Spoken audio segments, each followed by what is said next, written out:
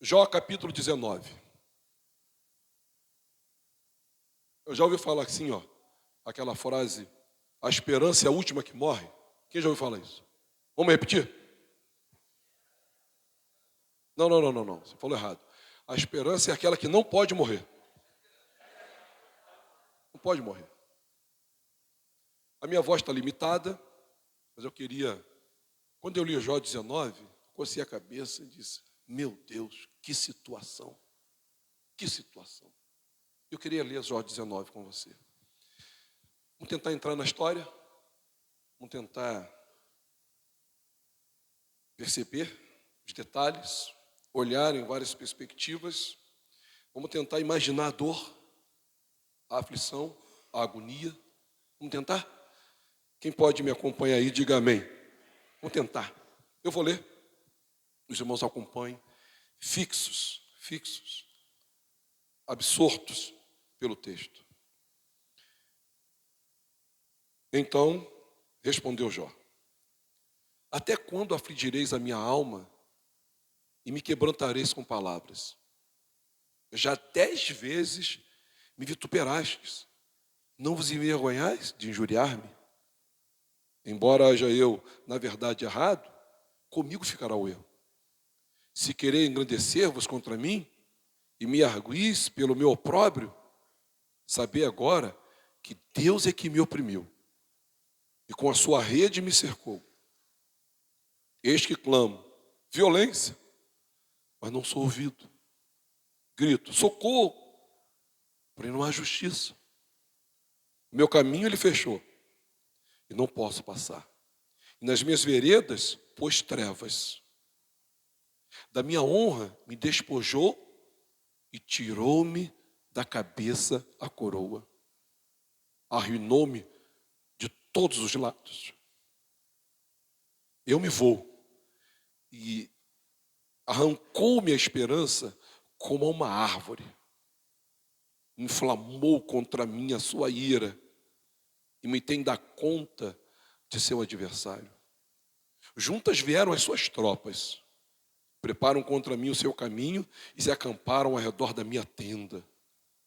Pôs longe de mim a meus irmãos, e os que me conhecem, como estranhos, se apartaram de mim. Os meus parentes me desesperaram, e os meus conhecidos se esqueceram de mim. Os que se abrigam na minha casa e as minhas servas me têm por estranho, e vim a ser estrangeiro aos seus olhos. Chamo meu criado, ele não me responde. Tenho de suplicar-lhe eu mesmo. Meu hálito é intolerável à minha mulher. Pelo mau cheiro sou repugnante aos filhos de minha mãe. Até as crianças me desprezam. E, querendo eu levantar-me, zombam de mim. Todos os meus amigos íntimos me abominam. E até os que eu amava se tornaram contra mim. Os meus ossos se apegam à minha pele e à minha carne. E salvei-me só com a pele dos meus dentes. Compadecei-vos de mim, amigos meus. Compadecei-vos de mim, porque a mão de quem, irmãos? De Deus me atingiu. Por que me perseguis? Deus me persegue e não cessais de devorar a minha carne. Quem me dera, preste atenção nessa frase, irmão.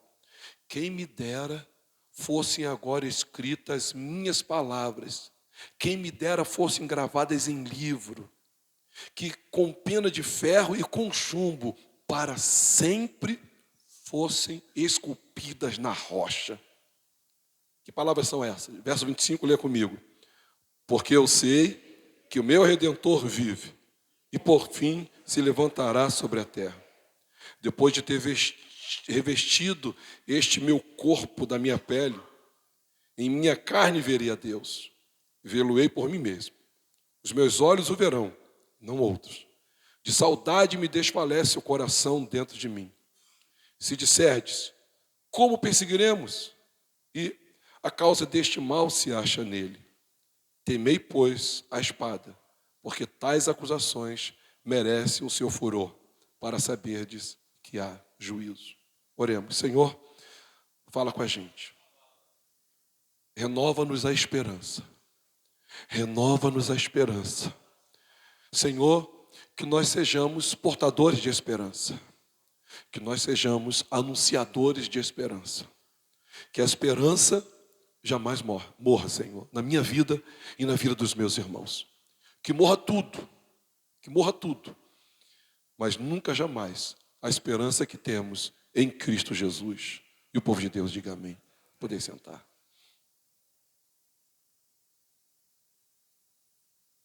Meus irmãos, o estado de Jó é de uma enaltecida calamidade. Sofrendo ele está. No capítulo 19, ele começa a falar com seus amigos. Depois ele fala com Deus. Depois ele faz uma declaração e depois ele dá um aviso aos seus amigos. Vou repetir. Capítulo 19, ele começa falando com seus amigos. Depois ele fala acerca do que Deus está fazendo. Depois ele faz uma declaração e depois ele dá um aviso aos seus amigos. O que ele fala com os seus amigos? Ele diz para os seus amigos, os amigos que o visitaram, os amigos que estavam questionando o porquê dele e trazendo teses completamente descabidas. A esses amigos se voltou Jó e disse assim: vocês estão me afligindo, vocês estão me maltratando. Eu sei que eu peco, eu sou pecador, mas não é isso. Tem algo acontecendo. E aí depois ele se volta para Deus e ele começa a falar quem é o autor do seu sofrimento. E ele, sem hesitar, diz que o autor do seu sofrimento é o próprio Deus. Deus o abateu. Deus tirou a coroa, tirou a honra. Deus afastou seus inimigos, até os íntimos que ele amava. Ele fez isso. Mas ele faz uma declaração. Você leu comigo essa declaração? Eu sei que o meu Redentor vive e por fim ele se levantará. Então, ele diz antes da declaração: quisera eu que essa minha declaração fosse escrita, sabe, com ferro, com chumbo, e todos lessem isso e isso jamais fosse esquecido. E aí ele se volta de novo para os seus amigos e diz: olha, temei a espada. Vocês estão falando coisas erradas e haverá juízo sobre a vida de vocês. E ele também diz que um dia ele veria o Senhor. Guarde isso. Fala para o teu vizinho, guarde isso. Agora, irmãos, no Novo Testamento, o apóstolo Pedro, ele fala algo para nós, que eu quero terminar o texto, terminar essa pregação com esse versículo. Eu queria que você lesse comigo. Vamos ler aqui comigo. Pode ler alto aí? Eu vou ler baixo, você lê alto. Bendito.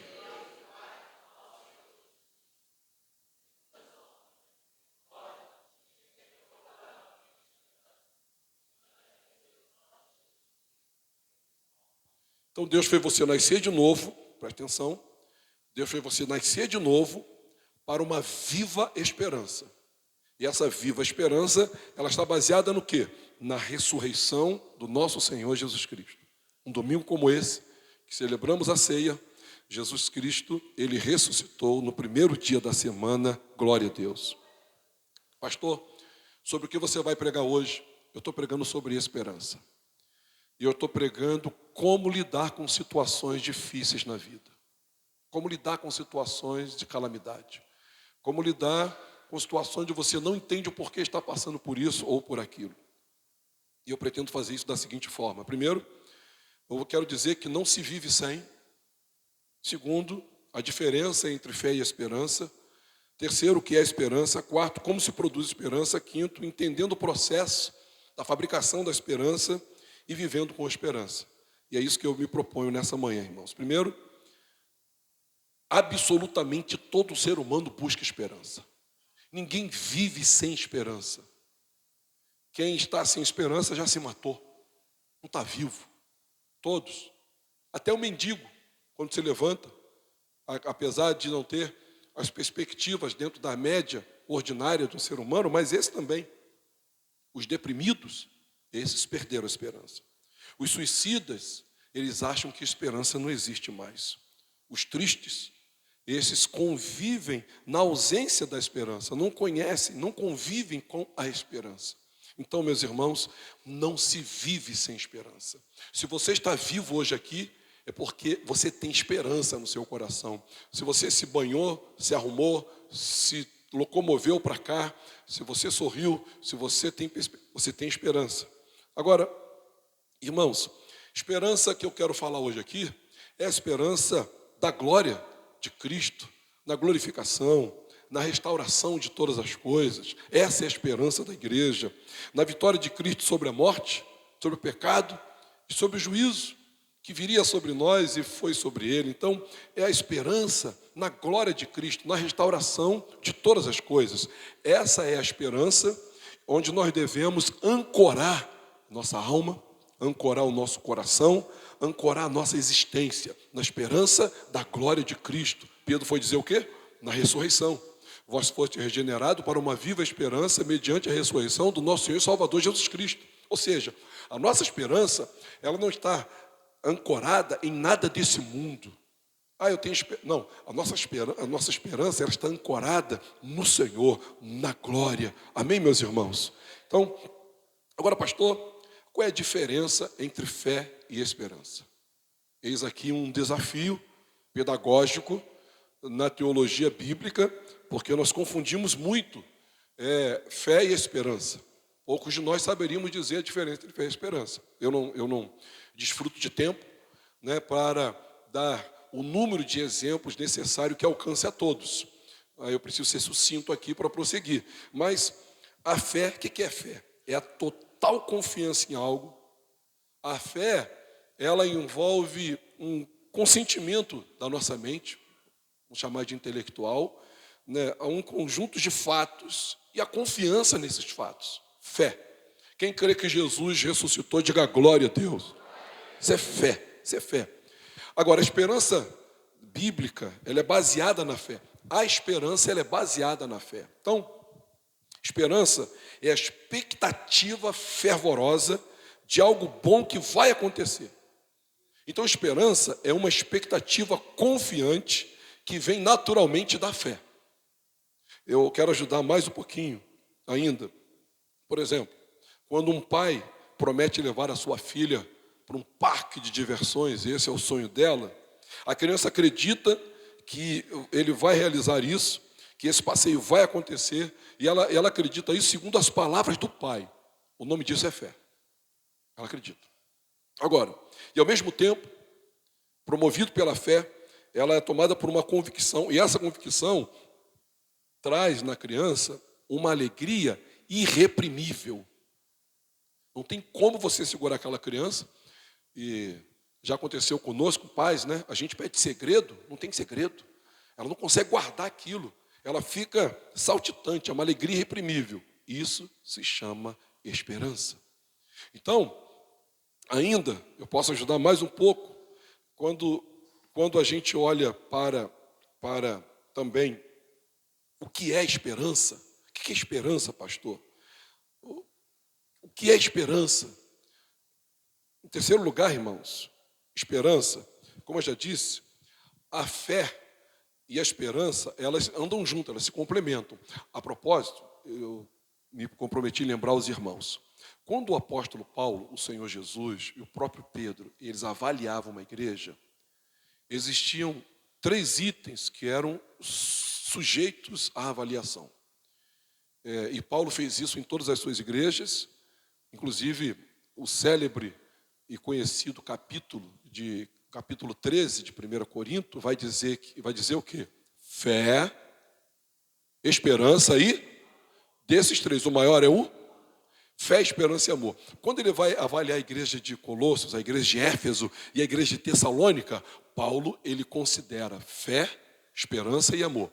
Ele vai falar sobre a operosidade da vossa fé, a abnegação do vosso amor e a firmeza da vossa esperança. Todo cristão é avaliado na perspectiva de fé, esperança e amor. Uma vida abnegada em favor do outro, amor. Uma fé que produz obras e também uma esperança viva que você jamais se abala com o presente. Quando você olha em perspectiva o futuro glorioso que Deus tem reservado para você. Quem está entendendo, diga amém. Então vamos lá. A fé é baseada na realidade do passado. A esperança não.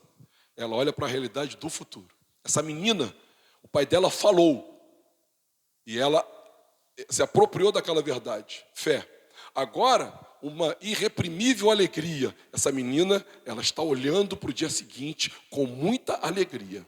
E nada vai abalar ela, porque ela tem fé, ela conhece o seu pai. Amém, meus irmãos? Por isso que é perigoso você brincar com esse tipo de coisa com o seu filho. Um pai prejudica muito o desenvolvimento espiritual do seu filho quando ele faz promessas e não cumpre, faz promessas e não cumpre. Quando esse ser humano vai lidar com o pai dos pai celestial, ele transfere a realidade que ele teve com o seu pai e acha que Deus também vai falhar com ele. Nós que somos pais, tomemos muito cuidado no trato, responsabilidade, engajamento e interação com os nossos filhos, porque nós somos pai. E no status de pai, na categoria de pai, nós somos xará de Deus, porque na oração, Pai Nosso, Jesus disse, vós direis assim, Pai Nosso. Então tome cuidado com o seu exercício de pai. Então, sem fé não há esperança. E sem esperança não há fé verdadeira. Se você não tem esperança, se o momento que você está vivendo hoje, ele abalou você, e você se desviou, se perdeu, então você não tinha uma fé verdadeira, porque a fé verdadeira, ela gera uma alegre, firme expectativa, que não se deixa abalar por absolutamente nada que lhe faça mal no atual momento. A fé me faz encarar o presente.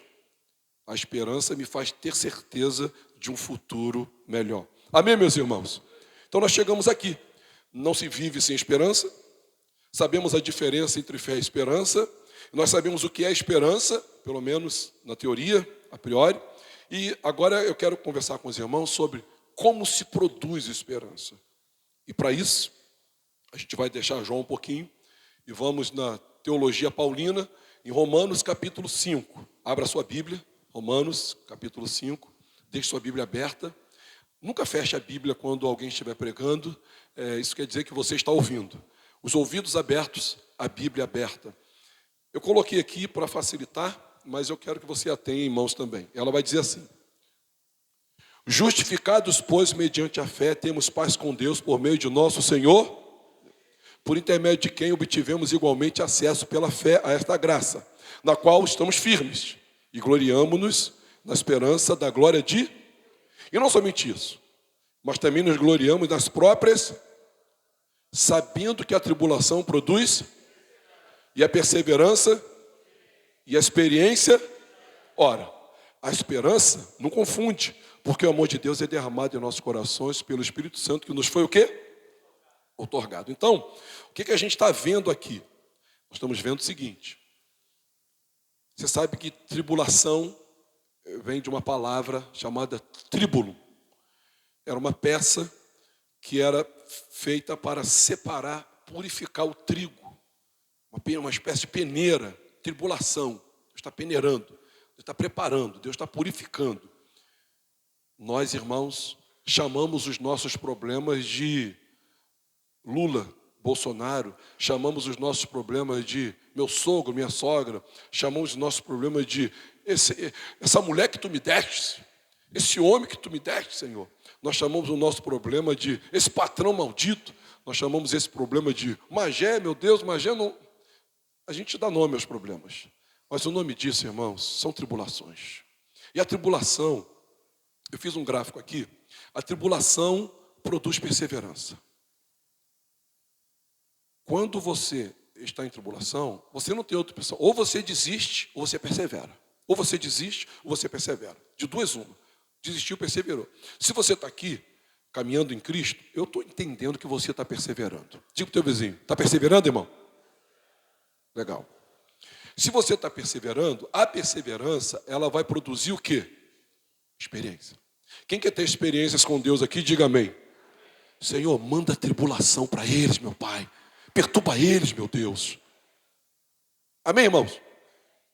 Amém? Fraco esse de vocês. Pensei que vocês estavam animados hoje, poxa. Depois do batismo de ontem.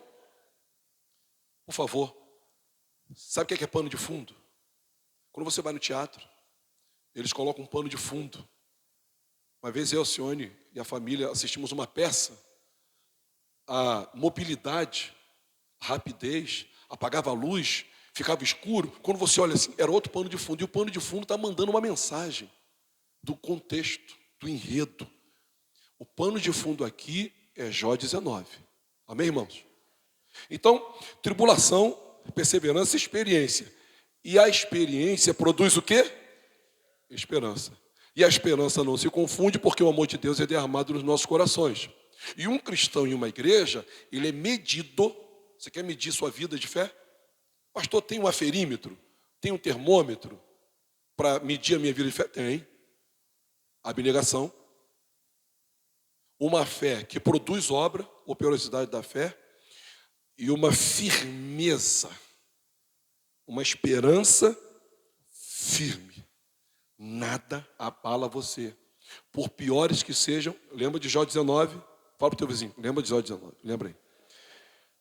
Nada abala você de que o teu futuro está garantido no Senhor. Eu sei que o meu Redentor vive e por fim se levantará. Nada remove. Então, tribulação, perseverança. Perseverança, esperança. Esperança, experiência, esperança. Agora, o trocadilho, só para afirmar na sua memória, é o seguinte. Para se ter esperança, é preciso ter experiência. Você tem que ter experiência. Então, não se ressinta. Irmãos, eu demorei muito na minha fé. Já confessei isso para os irmãos. Quando eu me converti, jovem, passei a estudar, mas eu demorei muito para entender essa equação. Lutas igual também alegria. Dificuldade não tira a alegria de ninguém. Nós temos uma maquete, nós temos uma forma mental, estamos presos a ela. Eu estou em lutas, eu tenho que ficar triste. Eu estou em lutas, vem abatimento, venha pranto. Venha desânimo. Não, mas a Bíblia não diz isso. Pelo contrário. Inverte as coisas. Então, para se ter esperança, é preciso ter experiência. Você só vai ter experiência se você perseverar. Irmãos, nós não perseveramos quando a gente tira férias. Nós não perseveramos quando tudo vai bem. Precisa de perseverança. É só deixar a coisa acontecer. Quando tudo vai bem, é quando você tem que soltar o corpo e deixar o vento te levar a favor. É fácil. É muito fácil isso. Uma vez nós levamos as senhoras da igreja, na região dos lagos, e na região dos lagos nós levamos na Ilha do Japonês. E na Ilha do Japonês, determinada hora, tem uma correnteza, forte demais. Está até uma corda lá. Então, as irmãs estão lembrando aí. Ó. Então, se você quiser ir para lá, né, então você se solta, isso não é perseverar, está tudo bem, está tudo a teu favor. Agora, quando você tem que ir para lá e a maré está para o lado de cá, irmão, você tem que perseverar. E a perseverança, né, para você perseverar, a perseverança ela acontece no turbilhão, no incêndio das tribulações. Logo, a tribulação está desenvolvendo esse problema na sua vida, essa luta, essa dificuldade. Esse problema está desenvolvendo, criando a sua esperança e a sua certeza nas coisas futuras. Então a tribulação, ela vai passar pela perseverança, que vai levar a experiência, que vai levar você à esperança. Mas você tem que lembrar, a tribulação está aqui está a experiência, né? Aqui está a perseverança, aqui está a experiência e aqui está a esperança. A tribulação vai levar você para cá. A tribulação vai mudar a sua vida. A tribulação, não sei se você está preparado para ouvir isso. Para alguns é um palavrão. Palavrão. Se segura. A tribulação vai te abençoar. Fala para o teu vizinho assim, ó, essa luta aí vai te abençoar, irmão. Ah, pastor, está de brincadeira. Eu vim aqui para ouvir outra coisa. Que o senhor ia fazer uma oração por mim e tudo ia melhorar. Essa tribulação que você está passando vai melhorar você. Eu tenho mais para comentar. Vamos entender mais o processo? Quem quer entender mais o processo aí, diga amém. Então eu vou levar você a Efésios. Abra sua Bíblia aí. Marca na sua Bíblia, risca, que na hora da luta você tem que ler 10 vezes isso aí para entender. Efésios capítulo 1, versículo 15. Olha o que está escrito. Deixa eu molhar o bico aqui que tá ruim o negócio para mim.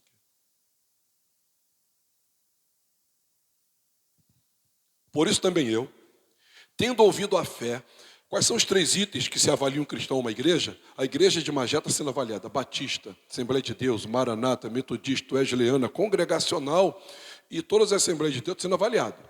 Pelo quê? Fé, esperança e amor. Presta atenção nisso aqui.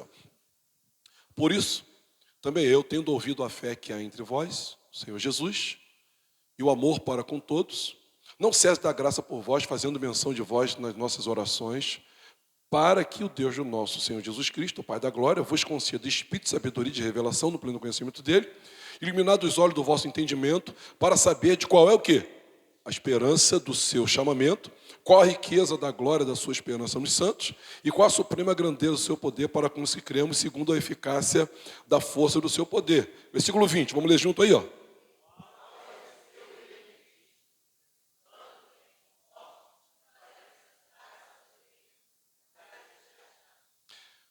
Vamos fazer um exercício exegético aqui. Você conseguiu ver nesse texto fé, esperança e amor escrito? Sim ou não? Sim. Mas você, fazendo uma exegese aqui, você não percebe que Paulo, ele é like, né, isso aqui, né? Joinha? Não, aqui. Paulo faz assim, ó, fé e amor. Mas na esperança ele não fez assim. Prestou atenção? Ele começa a orar pela esperança deles. Olha aí, ó.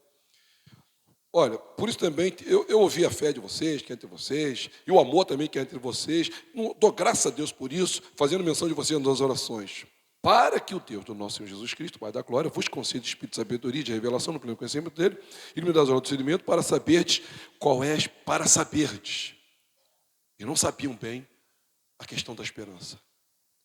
Os Efésios, Paulo estava orando para que a esperança fosse solidificada, enraizada, fosse estruturada bem. Então ele ora. Por que ele não colocou? Se você for ver, não sei se é Colossenses, Tessalonicenses, ele dá um joinha para os 3. Fé, esperança e amor. Ele dá um joinha para os 3. Aqui ele não dá um joinha para os 3, ele faz recomendações com relação à esperança. Então, se nós fôssemos a igreja de Éfeso, eu estaria dizendo para você, que bom que você está crendo, e essa fé está trazendo resultado. Que bom que você está amando e se abnegando. Mas como é que está a sua esperança? Como está a sua esperança? Agora, o que Paulo está orando aqui? Eu quero trazer uma ênfase. Para saberdes, qual é a preocupação dele? Para saberdes qual é a esperança do seu chamamento, qual a riqueza da glória da sua herança nos santos, e qual a suprema grandeza do seu poder para com os que cremos, segundo a eficácia da força do seu poder. Então Paulo está dizendo, eu estou pedindo para que vocês saibam disso. E eu queria dissecar o texto como um habilidoso, né, um habilidoso corte com essa espada afiada que corta para os 2 lados, que Deus nos ajude. Mostrar para vocês o seguinte, nessa igreja em Éfeso, ele destaca a fé e o amor. Tribulação, mais perseverança, mais experiência, é igual o quê? Mas a esperança aqui não estava legal. Então, Paulo, ele pede 3 coisas. Primeiro, espírito de sabedoria. Segundo, espírito de revelação do conhecimento de quem é Jesus. Terceiro, iluminar os olhos do nosso... Iluminar os olhos do nosso... Vamos ler? Iluminado os olhos do vosso coração. Então, quando a gente tem em vista a esperança, e se nós recebermos, tivermos a experiência na perseverança das nossas tribulações, ela vai produzir para nós essa experiência que vai nascer a esperança, quando no meio da tribulação, esse espírito de sabedoria, esse espírito de revelação do conhecimento de quem Ele é, e os nossos olhos do coração estiverem iluminados. Aí nós vamos saber o quê? Aí nós vamos olhar como olhou Jó. Qual a esperança do chamamento, qual a riqueza da glória da sua herança nos santos, e qual a suprema grandeza do seu poder para quem crê. Então, o que ele está dizendo? O que ele está fazendo aqui? Pastor, o que Deus faz comigo? O que Deus quer fazer comigo quando eu estou passando por tribulações? O que mais precisamos na hora da tribulação? Oração? Sim, eu preciso. Mas o que está acontecendo? Na ótica de Deus, quando você está sendo atribulado, Deus quer te dar espírito de sabedoria. Tipo seu vizinho aí, espírito de sabedoria. Revelação de quem é Jesus. Iluminar os olhos do coração. Olha, nós estamos estudando aqui 1 Coríntios na nossa classe bíblica. Já percebeu que quando Paulo vai se tratar começa nos capítulos 1 e 2 e vai quase até o 4, tratando do assunto desunião. Depois ele vai tratar sobre alguns litígios. Depois ele vai tratar sobre casamentos e desvirtuações da sexualidade. Ele vai falar sobre isso. E Paulo, se você ler o livro direito, vai ver que Paulo está dizendo o seguinte: vocês não sabem quem vocês são. Não sabeis que vocês vão julgar os anjos? Não sabeis que vocês não sabem. Na hora da tribulação e os problemas, é porque nós não sabemos, nós temos que saber. Então, para saber, nós precisamos de espírito de sabedoria, revelação de quem é Jesus, porque se nós sabemos quem é Jesus, o que ele fez, a nossa perspectiva de vida muda completamente. E os olhos do coração iluminados. E aí nós vamos saber qual é a riqueza, qual é a esperança do chamamento, a riqueza da glória e qual a suprema grandeza do seu poder. Agora, iluminar os olhos do coração, você lembra, olha o pano de fundo, o que Jó orou? O que Jó orou? Ele orou dizendo: eu vou ver o meu Senhor. Esses olhos aqui, um dia vão ver o Senhor. Nós lemos isso lá. Ele dizendo, né, nesse mesmo capítulo: eu sei que o meu Redentor vive e depois revestido este meu corpo da minha pele e minha carne, verei a Deus. Então, Jó tinha essa convicção, ele tinha essa sabedoria, ele tinha iluminado os olhos do coração dele. Jó possuía isso, meus irmãos. E por último, depois de saber que ninguém vive sem esperança, depois de saber a diferença entre fé e esperança, depois de saber mais especificamente o que é esperança, depois de saber como ela se produz, nós recorremos a Romanos, depois de saber, entendendo o processo, e nós recorremos a Efésios. Agora, irmãos, eu queria falar com os irmãos sobre vivendo com esperança. Capítulo 19 de Jó, eu fico absolutamente pasmado como a adversidade dá lugar à esperança na vida do Jó. Como? Como podemos crer sem termos nenhum sinal? Jó não tinha nenhum sinal que as coisas iam mudar. Jó não conhecia o fim da história. Nós conhecemos. Jó não conhecia o fim da história. Como Jó, em meio a tanto sofrimento, faz uma das maiores e melhores declarações, não somente da sua vida, mas de toda a Bíblia. Como? Como tanta dor, desilusão com o presente, e em meio a tantas faltas, Jó afirma essas palavras. Como? Vamos ler as palavras de Jó, irmãos? Lembra do que ele passou, né? Como ele fedia, né? Como ele transpirava sofrimento. Vamos ler as palavras deles aqui? Quem me dera fosse agora escritas as minhas palavras, quem me dera fosse gravadas em livro, que com pena de ferro e com chumbo para sempre fossem esculpidas na rocha. Lê alto.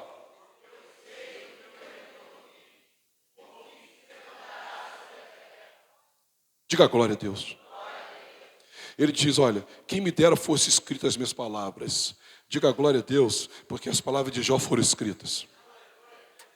E ele diz assim, olha, quem me dera com pena de ferro e com chumbo. Só, irmãos, que chumbo e ferro dá para derreter. Mas a palavra de Deus, irmãos, ninguém pode mexer, ninguém pode tirar nem um Y, nem um tio. Passarão os céus e a terra. Passarão o bronze, o ferro e a prata. Mas a palavra de Deus permanecerá para sempre. E foi aqui que ele escreveu isso, meus irmãos. E nós estamos lendo isso. Como a adversidade dá lugar à esperança. Como você, afogado no lado dos seus sofrimentos, como você, afogado nesse mar de amargura, como você, que está dando tudo errado, e pastor, não está dando tudo errado há pouco tempo não, sempre dá tudo errado na minha vida. Como? Para quem conhece a cultura bíblica, sabe muito bem que Jó estava falando temporalmente, no tempo dele, de uma situação. Mas a Bíblia, irmãos, toda ela aponta para Jesus. Repete comigo, toda a Bíblia aponta para Jesus. Jó estava falando de um parente resgatador. Assim como aconteceu com Ruth e Noemi, né, que apareceu um Boaz, ele estava falando de um parente resgatador, mas também ele falava do grande Redentor Jesus, meus irmãos. Esperança é o vislumbre de algo que não temos ainda, mas já é nosso e sabemos que virá. Já é nosso e sabemos que virá. E ele diz, eu sei que o meu Redentor vive e por fim se levantará nessa terra. Eu sei, fé, é o saber do eu. É o saber do eu. Eu quero dizer para os irmãos que Deus não tem sobrinhos, que Deus não tem netos. A fé que temos, a temos para nós mesmos. Cada um recebeu uma medida de fé. E você tem que dizer, não, eu creio porque a igreja... Não, você tem que dizer, eu creio. Repete comigo, eu creio. E ele diz, meu Redentor. Ou seja, ele toma posse. É meu. É meu. É meu Redentor. Ele toma posse. E é o Redentor. E eu não sei porquê. Quer dizer, sei. Mas não entendo quais foram as autorizações que deram para colocar, irmãos, esse Redentor, né, em letra maiúscula, na minha Bíblia está, mas esse Redentor, ele vive, é vida. Ele disse, o meu Redentor não está morto. O meu Redentor não está morto. Isso lembra você alguém? Isso lembra você alguém? O nosso Redentor vive. Quem crê que Jesus voltará, se levantará entre as nações e voltará e nos levará, nos guiará para sempre. Quem crê nisso, diga amém. Irmãos, você sabia que o afetamento físico, neuropsicológico, emocional das nossas esperançosas antecipações, eles são melhores do que qualquer cirurgia ou intervenção humana? Você sabia disso? Vou explicar para você. Por exemplo, normalmente o brasileiro diz assim, meu Deus, eu não aguento a segunda-feira. A segunda-feira dá para mim não, pastor. É difícil demais segunda-feira, o trânsito é horrível. Meus irmãos, a sexta-feira é a mesma coisa. O negócio é que a tua esperança está no sábado. Aí tu tira a sexta-feira de letra, porque o sábado está chegando. Você que tira férias em julho ou em dezembro, janeiro, fevereiro, março, abril, maio, junho, julho, agosto, setembro, outubro, novembro. Dezembro está aí, eu vou sair daqui a 100 por hora para as minhas férias e tu vai ver só, expectativa, mudou você. Se você soubesse, meu irmão, quem tem Pix aqui? Você tem Pix? Quem tem Pix? Levanta a mão quem tem Pix. Só quem tem Pix. Quem não tem, perdeu. Porque amanhã, segunda-feira, com as tuas continhas que você tem para pagar, você hoje recebesse um documento oficial, amanhã, nós vamos depositar R$1 milhão na sua conta. Olha, tem gente sendo batizada no Espírito Santo, meus irmãos. Esperança. Mas e se eu dissesse para você que a sua leve e momentânea tribulação não se compara com o eterno peso de glória que está no porvir?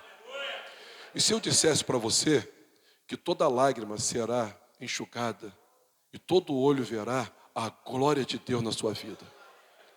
E se eu dissesse para você que todas as pessoas que você sepultou no Senhor, elas um dia se levantarão e serão chamados seus nomes, e nós todos nos encontraremos com Ele na glória?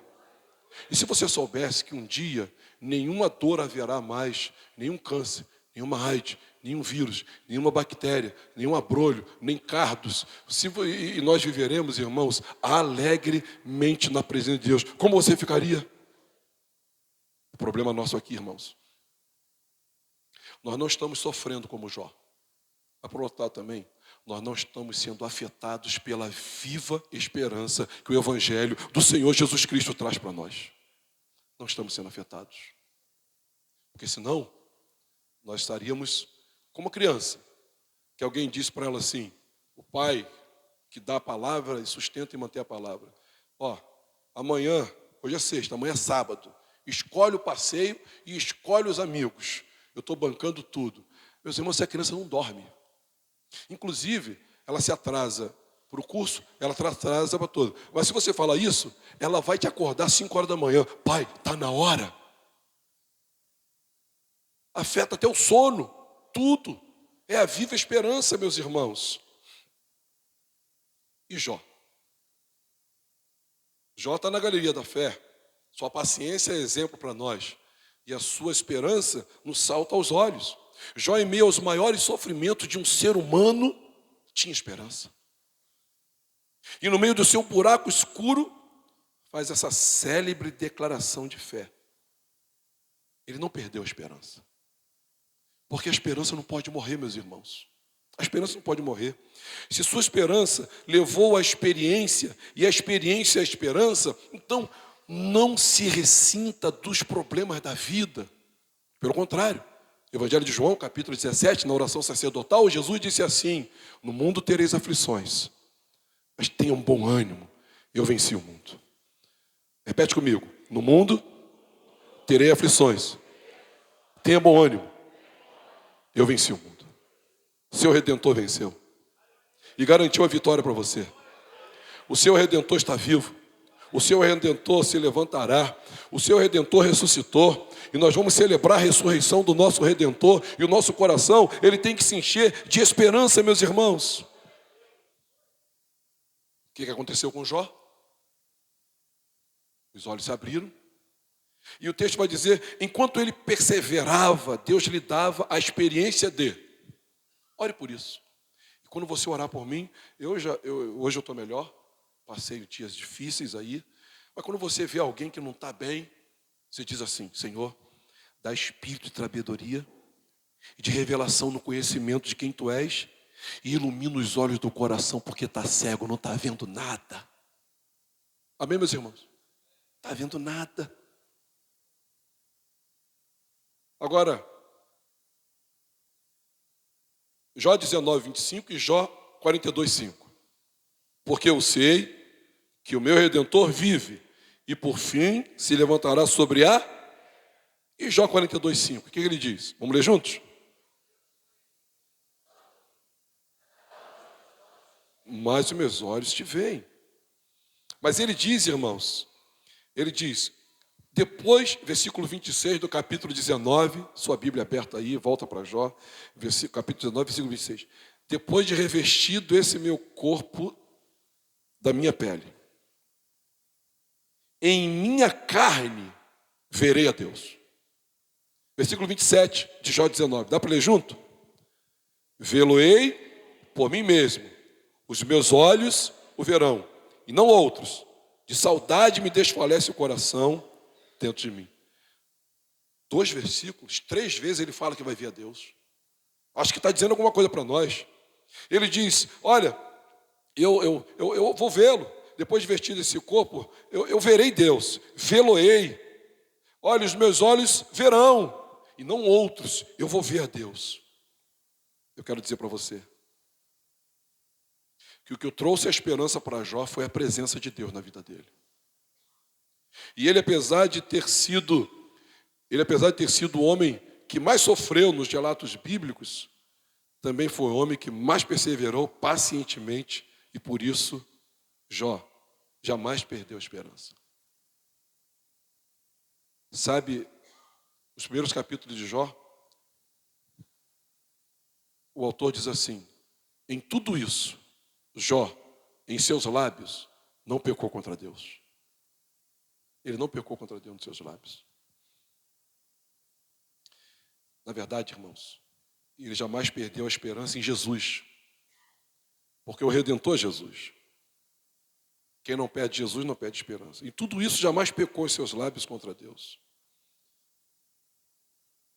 Agora eu queria terminar lembrando os irmãos, para a gente ler com carinho, com cuidado. 1 Pedro, capítulo 1, versículo 3. Bendito o Deus e Pai de nosso Senhor Jesus Cristo, que segundo a sua muita misericórdia, nos regenerou para uma viva esperança, mediante a ressurreição de Jesus. Olhe para o texto. Olhe para o texto. Bendito, então nós temos que bendizer. Bendizer o Deus. Dar glória a Deus. Dê glória a Deus. Bendito. Que Deus é esse? Se alguém perguntar para você, se você perguntar para alguém, você crê em Deus? São poucos que vão dizer não creio. Mas quando dizer que Deus é esse que você crê? Porque o Deus único e verdadeiro, Ele é Pai do Senhor Jesus Cristo. O Deus Pai tem um sobrenome. E o sobrenome dele é Pai do Senhor Jesus Cristo. É o único Deus. É o único Deus. Segundo a sua muita misericórdia. Repete comigo. Precisou de muita misericórdia. O que é misericórdia? É Deus não nos tratar do jeito que a gente merece ser tratado. Nós merecíamos ser punidos, extinguidos, consumidos. Mas Deus, Ele não usou misericórdia. Pedro entende, na perspectiva do Evangelho, precisou de muita misericórdia, meus irmãos. Então esse Deus, que é Pai do Senhor Jesus Cristo, segundo muita misericórdia, fez você nascer de novo. Para que no seu coração, sobretudo, habitasse fé, esperança e amor. Quando Paulo escreve aos Efésios, ele diz, opa, a esperança não está legal. Percebi a fé, percebi o amor, esperança. Ele ora para que, iluminado os olhos do coração, para que, recebendo espírito de sabedoria, espírito de revelação de quem é Jesus, então, Ele nos regenerou. Ele fez você nascer de novo. Ele te deu uma nova vida. Quem já se batizou nas águas aqui, diga glória a Deus. É no batismo nas águas que nós exemplificamos e ganha publicidade e testemunhamos que fomos regenerados da água e do Espírito. Agora, para que nos generou? Para uma viva esperança. Uma viva esperança.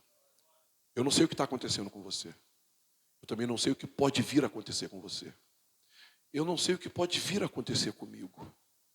Mas, meus irmãos, ainda que tudo fique ruim, ainda que tudo dê errado, ainda que tudo seja contra mim, ainda que o nosso corpo, espero que não, venha cheirar muito mal. Ele diz, minha esposa não suporta meu hálito. Estou fedendo. Meus amigos me abandonaram. Eu não tenho ninguém. Eu estou sozinho. Eu sou um caco de ser humano. Mas ele tinha uma viva esperança. A esperança não morreu. Ele tinha uma viva esperança. Diga glória a Deus. Agora, essa esperança estava baseada no quê, irmãos? No que estava baseado? Mediante o quê? Mediante quem? A ressurreição de Jesus Cristo dentre os mortos. Se Jesus ressuscitou, nós também ressuscitaremos. Diga glória a Deus.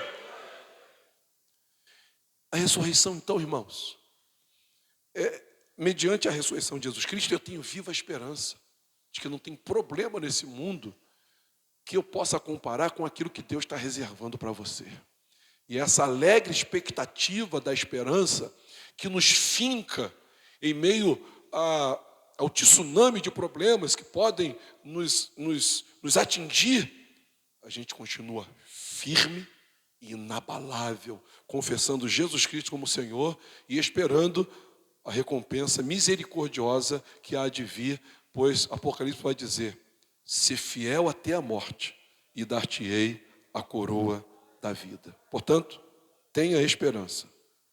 O nosso Redentor ressuscitou. O nosso Redentor está vivo. O nosso Redentor virá. O nosso Redentor está. O nosso Redentor está ao nosso alcance e ao meu alcance e ao seu alcance também. E o povo de Deus diga amém.